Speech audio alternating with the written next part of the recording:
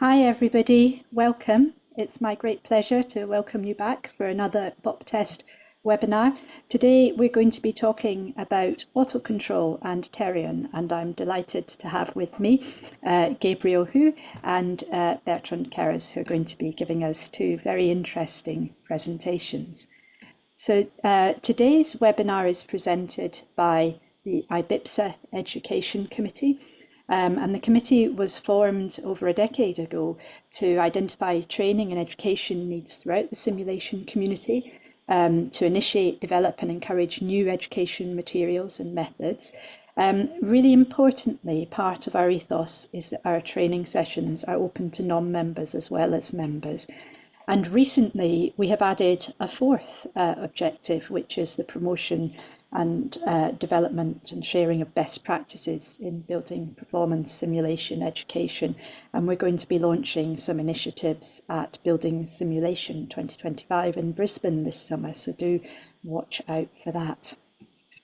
And so we know that AI is transforming the way that we interact with building energy data, and also that efficient and effective controls are critical to maintaining comfortable and healthy indoor environmental conditions, and at the same time reducing energy consumption and carbon emissions. So today what we're going to be looking at is how we can use model predictive control, which leverages AI and makes use of the BOPTEST environment for development.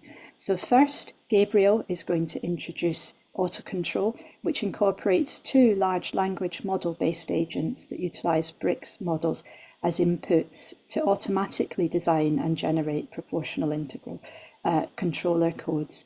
And then in the second presentation, Bertrand is going to explain how Terion uses the BOPTEST environment to automate model predictive control development. The way that we'll run it for both of these presentations is that we'll do first Gabriel's presentation, and then after that we will go straight into Bertrand's presentation.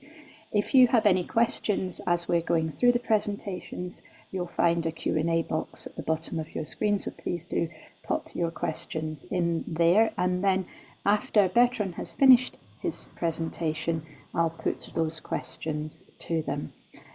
So I hope you enjoy it. I'm going to stop sharing my screen just now and invite Gabriel to start sharing his and to start the first presentation. Thank you, Gabriel. Over to you. Thanks, Pamela. Good afternoon, everyone, and thanks for having me today to the webinar. And I'm Gabriel Hu. I'm currently a PhD student at the Hong Kong University of Science and Technology.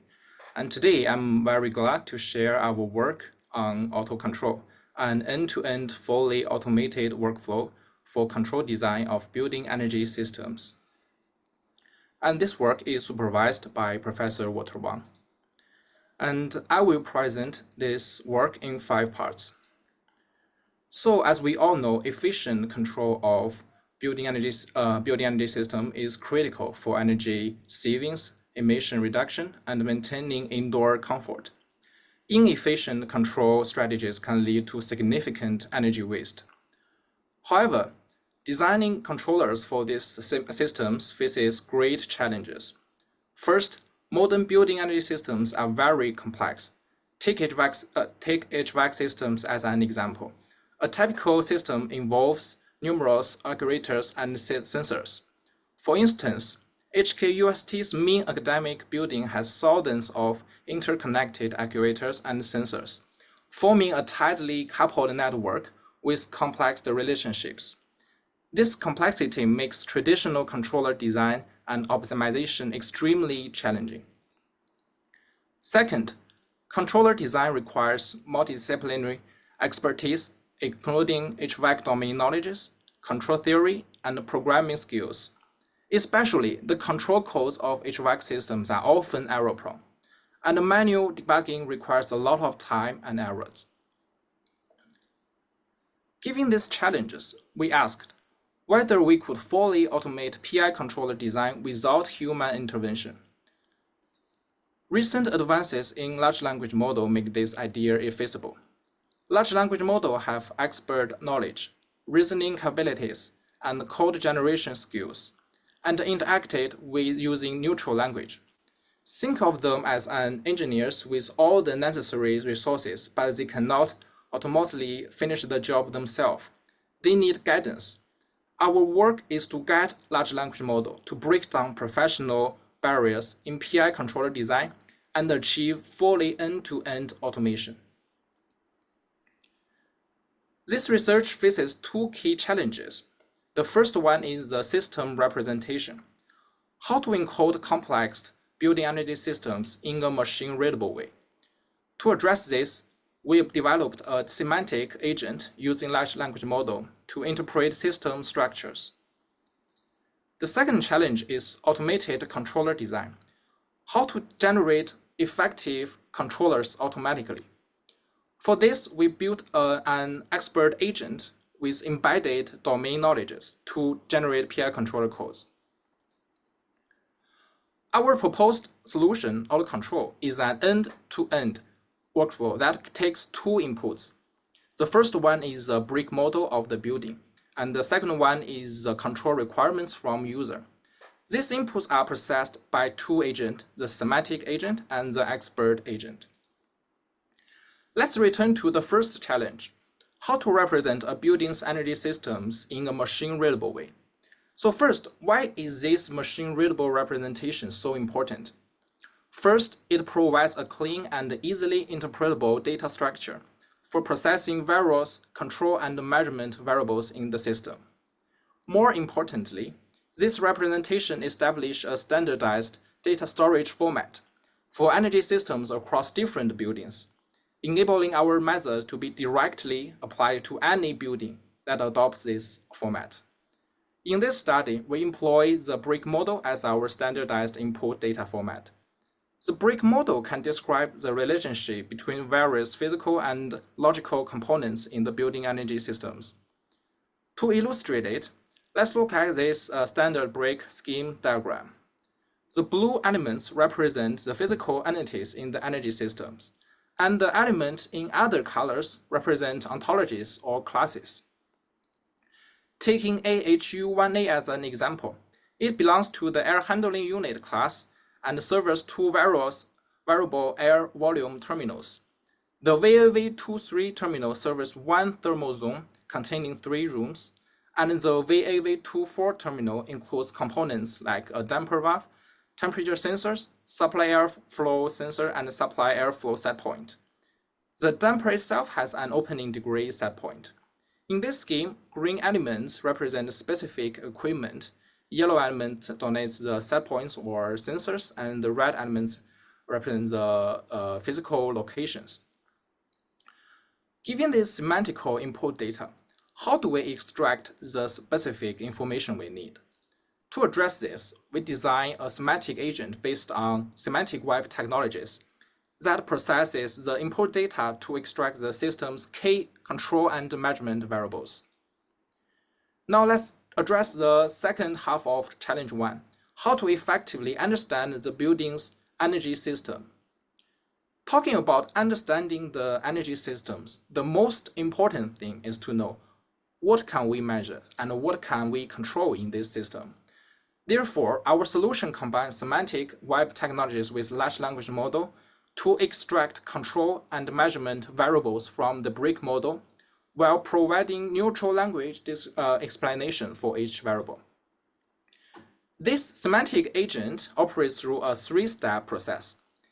In the first step, we employ Sparkle query technology to classify variables.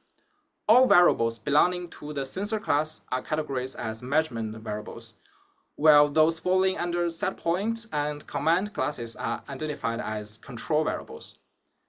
The second step, we go deeper to retrieve additional properties associated with these extracted variables, such as boundary values and measurement units, and etc. For the third and final step, based on the structured information obtained from the previous steps, we leverage large language model to generate neutral language descriptions for each variable. To ensure automated operation across different brick model implementations, we implemented reusable prompt functions based on prompt engineering technologies. This approach eliminates the need for manual redesign of prompts when processing different brick models, enabling truly automated processing while maintaining semantic consistency. So let's have a look at the final output of the semantic agent. So we can see that the output is a text format data containing the system's variable information, which is divided into two parts, the measurement variables and the control variables. Each variable entry consists of the variable name, measurement unit, boundary values, and the variable description. After obtaining the variable information of the building energy system, we will input them into the expert agent to generate the final PI controller codes. To address the second challenge of automatically generating effective controllers for building energy systems, we employ a method combined few shot and chain of thought technique. Through carefully designed prompt functions, we integrate the variable information extracted from the semantic agent to generate the Python code for PI controller based on the template references. A key aspect of our approach involves designing the prompts to guide the large language model in identifying the most relevant control variables for achieving the control objectives. In our temperature control case study, for instance, the expert agent needs to determine which control variable, such as supply air temperature, can most effectively control the room temperature. Additionally, the prompt design enables the large language model to recognize the number of thermal zones, allowing it to generate separate PI controllers for multi-zone systems. It's worth noting that since our research focuses on standardized HVAC systems and conventional PI controllers, and to maintain the method's generalizability, we utilize the HVAC and the control expertise already embedded in official pre-trained models like GPT, which can avoid local knowledge-based training. The expert agent provides initial estimates for PI controller parameters during the design phase, but these initialized values may not always deliver optimal temperature control performance. To address this limitation, we developed a PSO-based iterative parameter optimization algorithm. This algorithm continuously refines the PI controller parameters through iteratively interactions with our testbed environment. The PSO algorithm employs an objective function and incorporating three key error metrics: the mean temperature deviation, the overshoot, and the settling time. So for the result, we evaluate our approach using three distinct test cases in the BOPTEST virtual environment to vary its performance across different HVAC configurations. The first test case, named bestest air in BOPTEST, features a single zone room equipped with a fan coil unit. In this configuration, the supply air temperature serves as the control variable, with the primary control objective being accurate tracking the room's temperature set point. We compared the temperature control performance of Autocontrol with the baseline controller embedded in BOPTEST. As shown in the figure, over a 1-week operational period, Autocontrol maintained indoor temperature around the set point for the most time of the week. The quantitative comparison present below in the table specifically examines the temperature discomfort metrics, where lower values indicate better performance. The result shows that the superior performance of Autocontrol compared with the baseline controller. In the second test case, we replaced the fan coil unit with a hydronic radiator system. Unlike the first test case, the semantic agent automatically identified and extracted the appropriate control variable for this configuration, the water supply temperature rather than the air supply temperature. This demonstrates the system's ability to intelligently adapt to different HVAC equipment types through its semantic understanding of systems components and their relationships.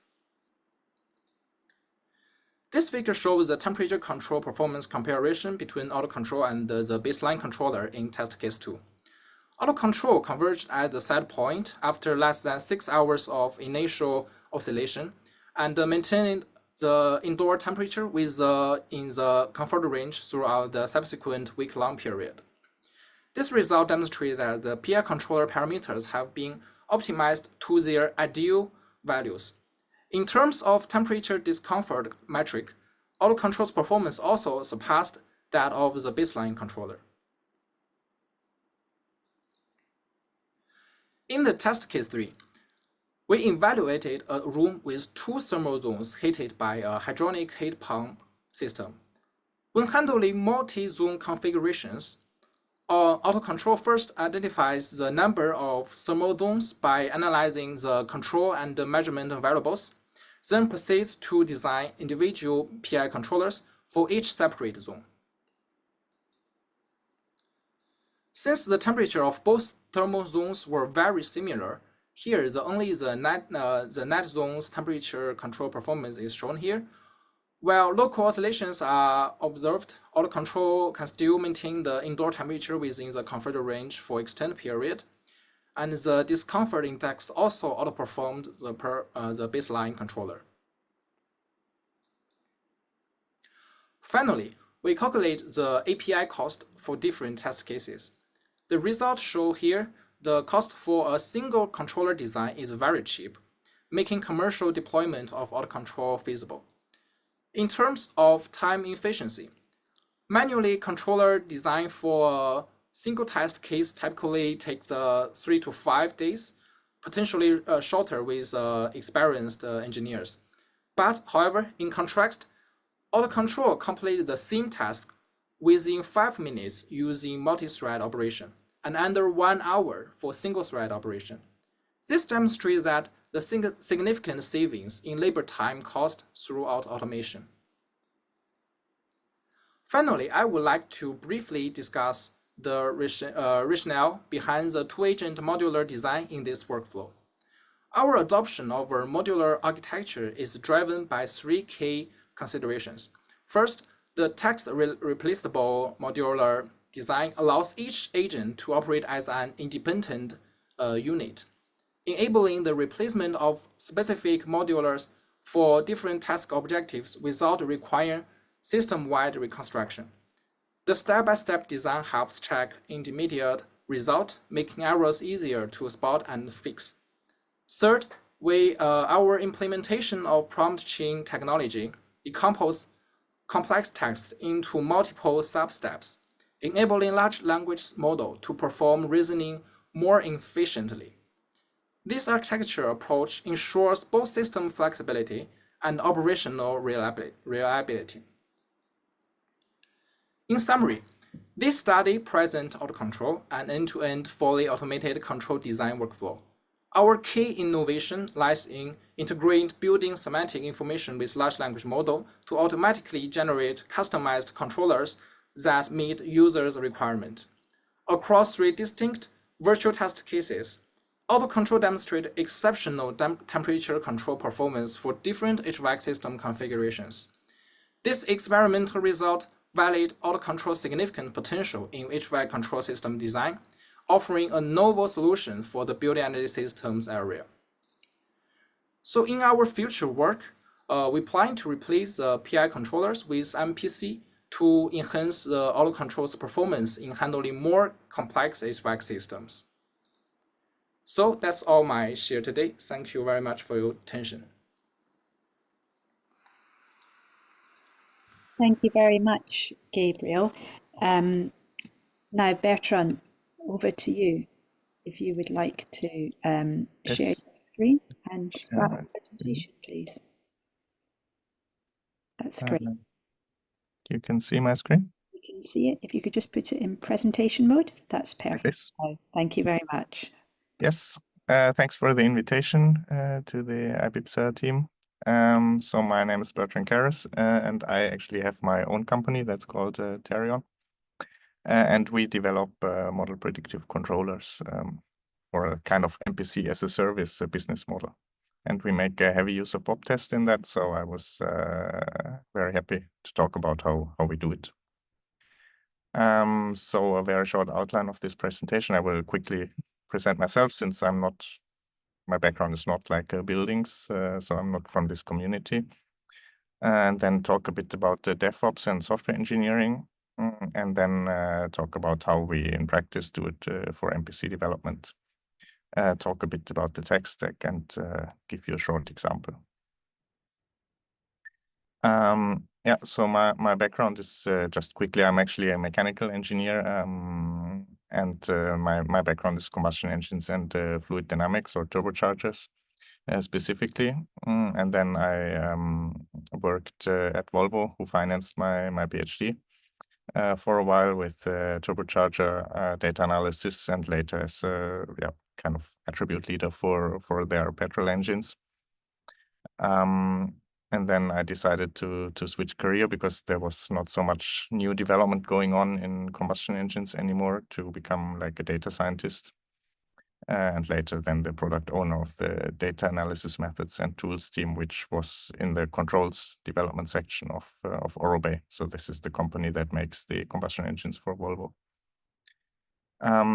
And then like 1.5 years ago, I decided that I want to do something new. So I left my job and convinced a VC fund handler to give me some money to start a company to develop model predictive controllers instead.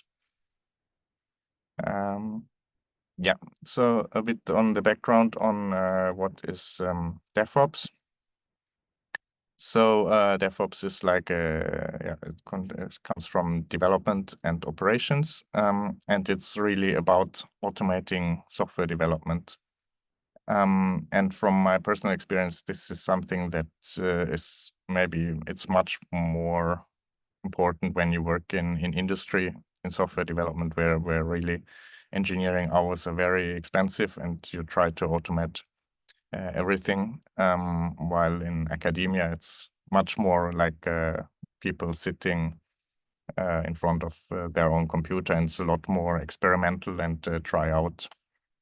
And I think when you want to develop then these MPC controllers at the larger scale, then it's important to take what the industry has learned and try to automate as many steps of the process as you can. And I mean, I think everybody knows a lot of the tools that are very common in DevOps, like software version management, like Git, for example. Of course, everybody uses that, and also automated build or testing, like using GitHub Actions or Travis to build if you have something that you need to compile, and then do the unit tests and maybe integration test. And then you can also have automated deployment and monitoring, where while the software is operating, you look at KPI, you look at the logs and try to fix errors before they become critical, essentially. And if we try to take these kind of tools and apply them to MPC, then when you develop an MPC, there's really a lot of freedom that you have in order how you want to design your model predictive controller for a building, right? You have to start with the obvious part. What kind of model do you want to use as your to simulate or estimate how your actual plant will react? And there are many different ways you can have, like linear time invariant systems, which work quite well for thermal envelopes. This you can have multi-layer perceptrons, so like feed-forward neural networks. You can have the gate to recurrent unit, or LSTMs, the more memory, like neural networks with memory, which are popular in time series. Transformers, of course, nowadays. And you can also combine these into different models. For example, in a Hammerstein-Wiener process, where you have like a linear model in the middle, and then you can have like some non-linear MLP or whatever at the input and the output. So there's really a lot of different choices you can make here. There is the features, as a machine learning engineer would say, it's kind of the input variables, right, that tell you how your model will actually, which are the variables that affect temperature, for example, in the room, or how your model will react. There is then the model learning step, assuming that you don't have like a white box model where you do an actual digital twin of the building, but instead you want to learn it from data as a gray box or a black box model, then you need to some kind of algorithm that learns the parameters. So there's like these classical approaches from control system identification, like autoregressive subspace ID, prediction error method, or if you have neural networks, then there are the optimizers like Adam or the stochastic gradient descent. Then you have learned the model. Then you also normally in an MPC you would want an observer that kind of fuses the feedback you get from the actual plant with the estimate from your model. So if it's an LTI, like if it's a linear model, then Kalman filter is an obvious choice. But if you have some more complex thing, you can, for example, have like an extended Kalman filter. So like Kalman filter that's linearized around the operation point, or an unscented Kalman filter where you just shoot particles through the model and estimate like a probability distribution, and other choices as well. And then coming to the optimizer, like for example, what is the proper time step for your problem? What is the proper horizon? Like, do you want to calculate 12 hours in advance or 24? And then since essentially in MPC you solve like constraint optimization problems, so you need some kind of weights for the different terms, right? How do you trade off thermal discomfort versus, let's say, electricity cost, and maybe CO2 in the room?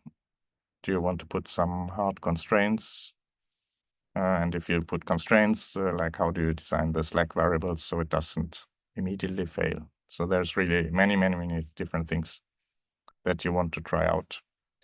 And so what we are then trying to do is to find some kind of structure where we can optimize, not optimize, but automate a lot of this testing of these different parameters.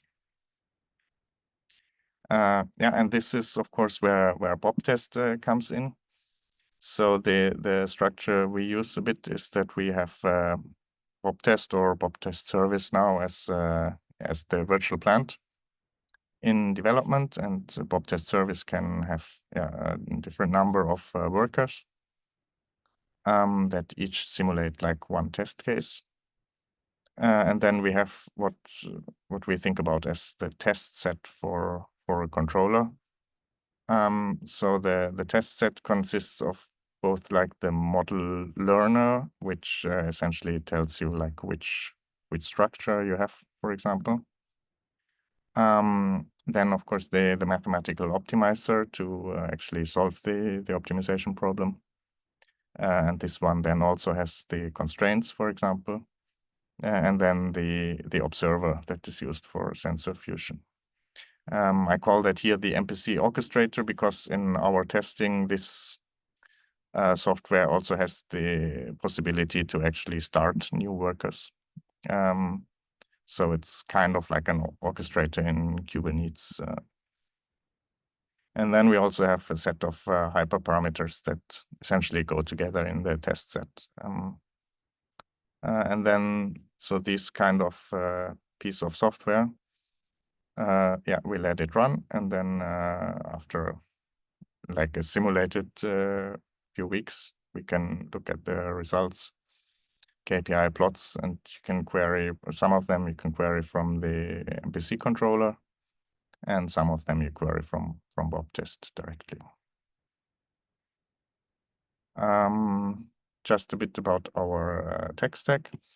So in our case, we write everything in Julia, which in my experience, is a very nice language for this kind of problem, because it has quite strong ecosystem in this interaction between machine learning and more physics-based science called SciML. So this stands for scientific machine learning, and they have a really very extensive amount of ODE solvers for all kinds of systems, optimizers, a quite good integration with automatic differentiation, because later we will solve an optimization problem. So we want the gradients and ideally also the Hessians to pass to the solver.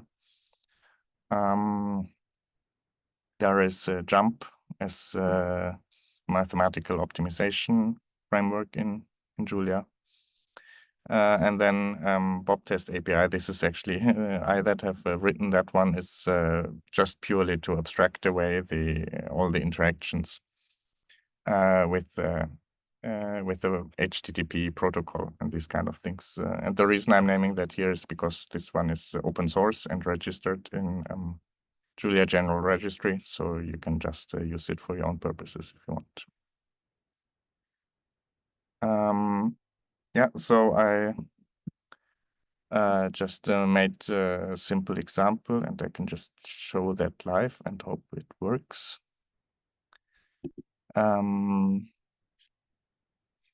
So I'm hoping that you can see my VS Code now. So essentially we have here this now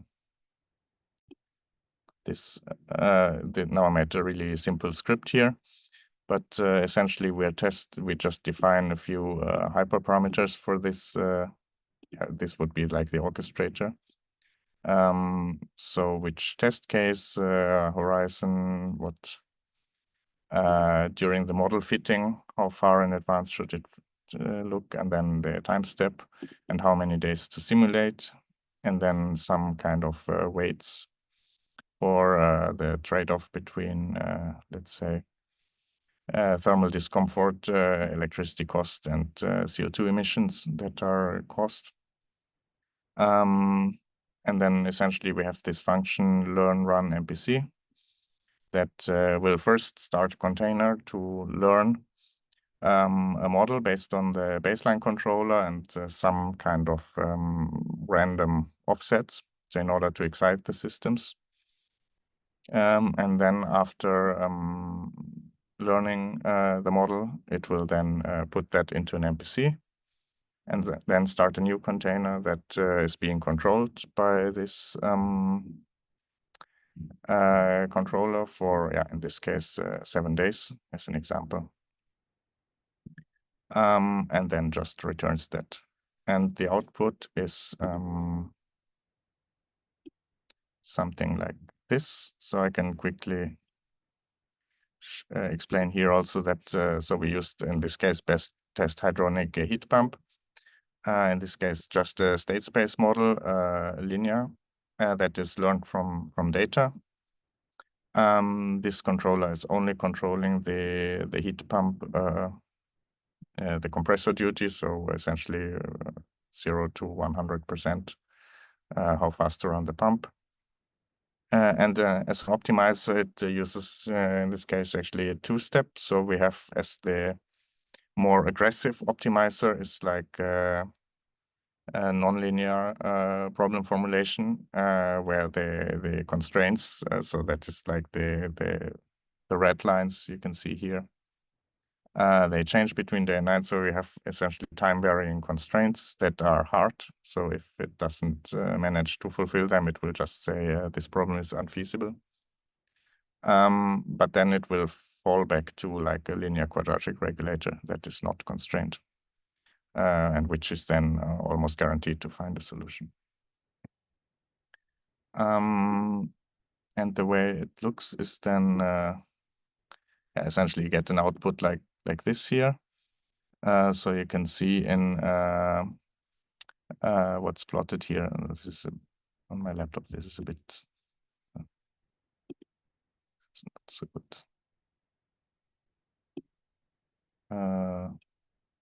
But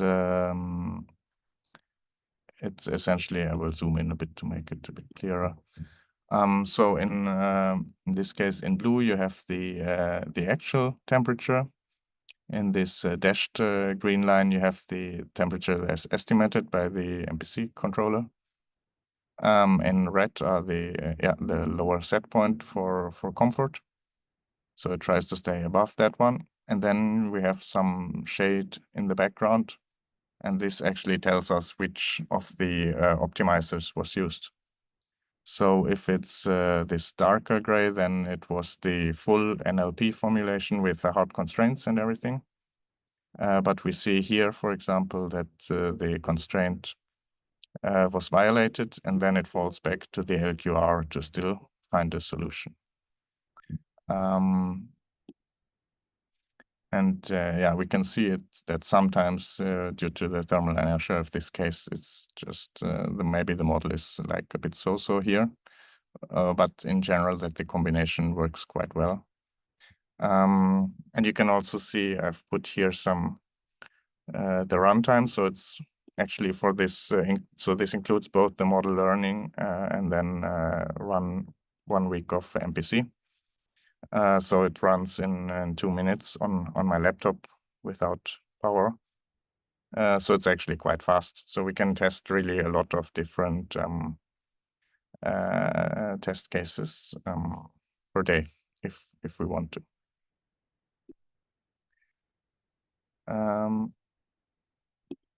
Yeah, and then I think this was the last slide.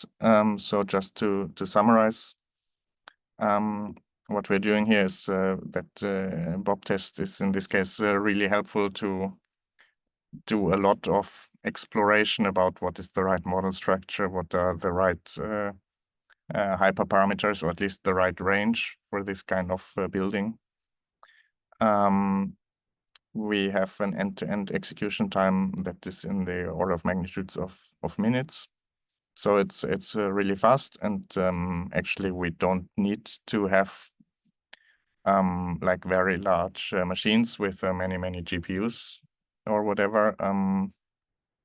So the resource constraint is not the computational power, but it's more the developer brain power or developer time. What we did find out is that it's very good to run both the BOPTEST service and the controllers that you're testing on the same machine, because the latency is actually can become the dominant variable in the runtime. So the MPC controller maybe takes 100-ish milliseconds to solve one time step. And then BOPTEST is 50 milliseconds. And if you run it against an API that's on the internet, then you have maybe quite a lot of overhead there that is unnecessary.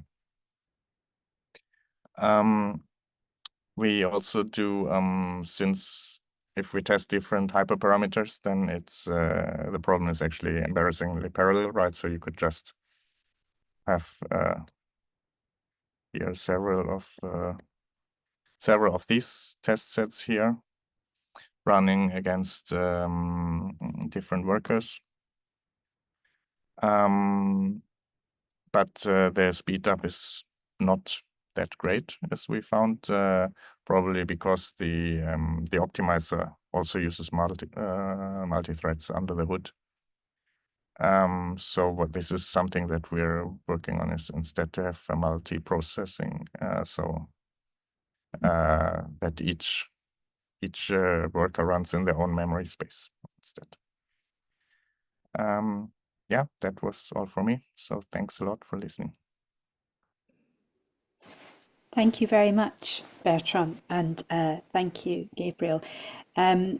Those were two excellent and quite closely related presentations. So I'm sure you two have questions for each other, as well as any questions from the audience. So if I could just remind everybody, if you could use the Q&A box at the bottom of the screen for any questions that you have, and then I can put them to the audience, our presenters to answer. So I think my first question, Bertrand, is have you, so it's really interesting, and you're both presenting these test cases. When do you see this being used in real buildings, and how does that increase the challenge when you're trying to look at complex systems where sometimes it might not be possible to get as much data on the system itself as you might ideally like? Yeah, so we are planning to run the pilot this winter. Actually, it's kind of a drawback when you work with the heating is that you have to wait quite long sometimes. So we are in we are in negotiation with the two startups there, and then and it's also as part of some kind of consortium.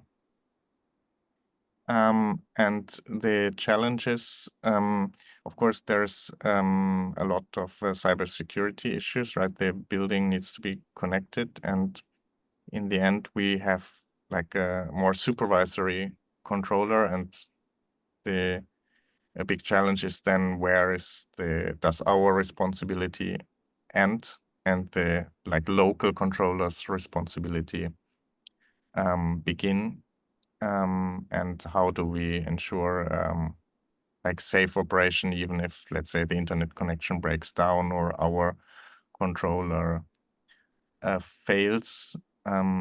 Or I would not, but this is also the reason we chose actually MPC, for example, and not reinforcement learning, is that it's significantly easier to design a safe MPC with different fallbacks compared to reinforcement learning. Thank you. That's really interesting. I wonder if you'll come back next year and tell us how you got on. That would be great to hear.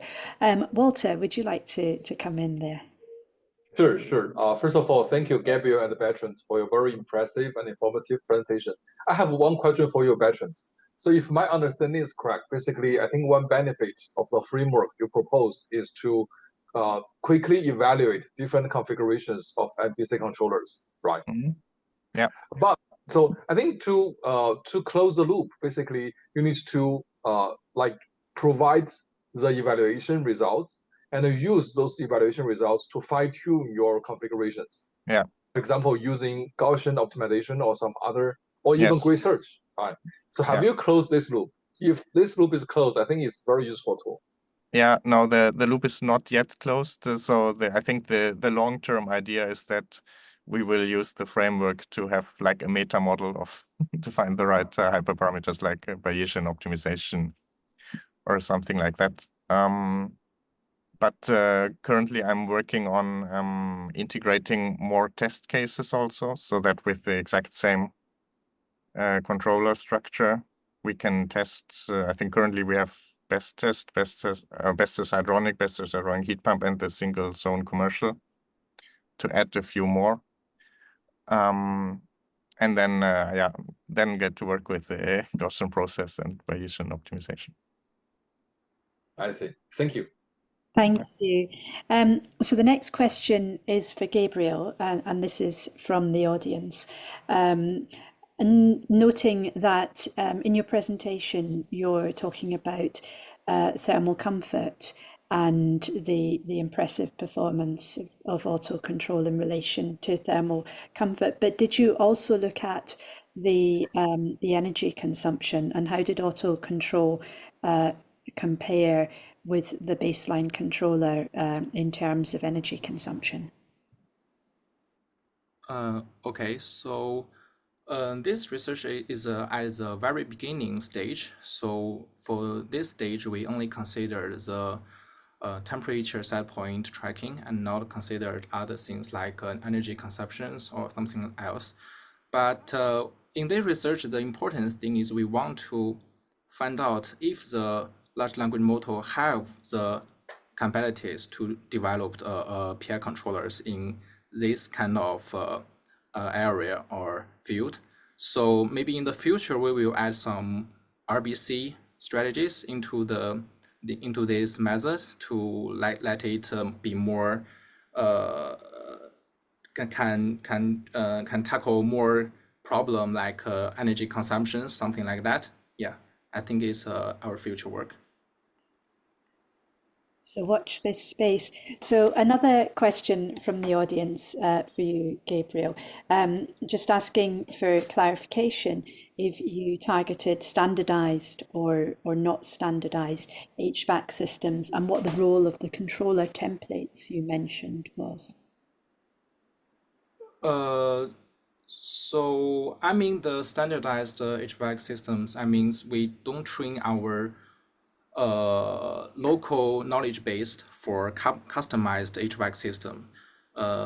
Yes, because we want to make our method more generalizability. And for the second question is the control templates here plays a role that we want give the large language model a sample, a Python code sample, like the template reference. So the large language model can better learn from it and generate the PI controller codes accurately. Yeah. Thank you. Some really insightful questions from the audience there, so thank you very much and great answers. I have another question for you, Gabriel, which is in relation to the components, so particularly things like the semantic agents that you have developed. Are you looking at how these approaches can be used for other aspects of building simulation beyond the model predictive control? How do you see these types of approaches leveraging AI changing the way that building performance simulation generally is undertaken? So you mean how the semantic informations from the brick model can help us to better control the building engine system in the way of with the help of AI So assistant? can we use similar agents with other parts of developing building performance simulation models? So changing the way that we actually develop the models themselves in the first place.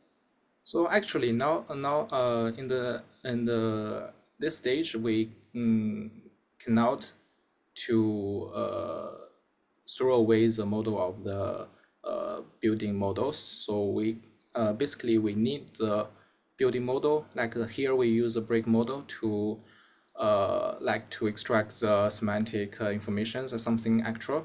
But I think in the future when we apply our method to the practical or real world buildings, I think we will find out how can we actually get our information from the real world or the practical scenarios. Yeah.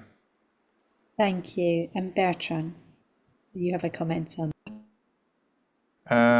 Yeah, I just thought about it since also Walter asked about the like meta optimization, that one thought we also have is that instead of using like Gaussian processes or some Bayesian optimization, you could have using like our framework, and then you have an LLM agent on top that essentially starts these test sets and tries to reason about the hyperparameters. It's not trivial, but I think it could be something to try out because if it works, it would be extremely impressive. Very exciting developments coming there. I do hope you'll come back and tell us how that is advancing. And I think it's definitely something that we'll be having some more webinars on in future. So a last call for any questions from the audience. I don't think there are any more. I give you a quick chance to ask any more. And then I think with that mention of future presentations, it's time for me to move on and tell you what comes next. So we've been recording this session, and this will be available on our YouTube channel afterwards. So you should get an email tomorrow when that recording is live, and look out on YouTube, look out on LinkedIn as well. Do subscribe to the channel as well, and you'll get automatic notifications when the videos are uploaded. You'll be able to see all of the videos from the previous sessions as well there, so you'll get all of the full BOPTEST webinar series, but also all of the other series that we have run.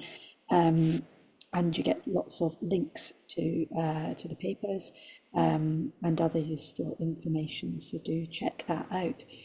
So what's coming next? Well, we have 2 webinars in the next few weeks that I would like to tell you about. The first one is for all of you who are planning to present at the Building Simulation 2025 conference that's coming up in Brisbane. And that is a presentation by Andy Berres, who's going to be talking about visualization and storytelling in presentations. So it's very much aimed at how to translate what can often be very complex science into very impactful presentations. So do check that out. There is a QR code you can scan there if you want to register, and I will pop into the chat the a link that you can click on as well if this will open it up.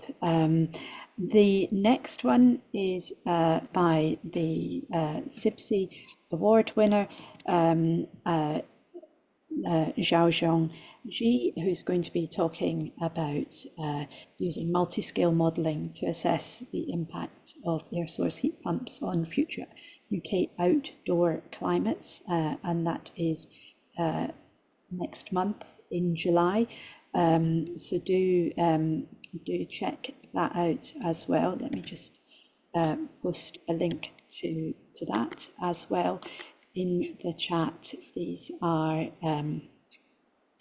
going to be really interesting presentations that are going to be valuable for a lot of different people. So do make sure that you sign up and you pop those into your diary. Now, the content for this webinar has been very gratefully prepared and contributed by our presenters who do this out of a mission to share their research and their learning. It's amazing to have this type of information and this type of detail available for free, and to be able to discuss and ask questions like this. And this is only possible through the auspices of IBIPSA. So I would very much encourage you to consider joining IBIPSA as a supporting member. Our supporting members pay a small fee, which hasn't actually changed since before COVID, so it's a remarkably good value. And for that fee, they receive either a subscription to the print journal of building performance simulation, or just online access, depending on the option they choose. You get the right to use the supporting member logo. And you can find out more about that at ibipsa.org/membership. But for now, thank you very much for joining us today. Huge thanks to our presenters for some fascinating presentation and discussion, and to Walter for facilitating all of this. And I do hope to see you again soon. Thank you. Thank you. Thank you. Thank you.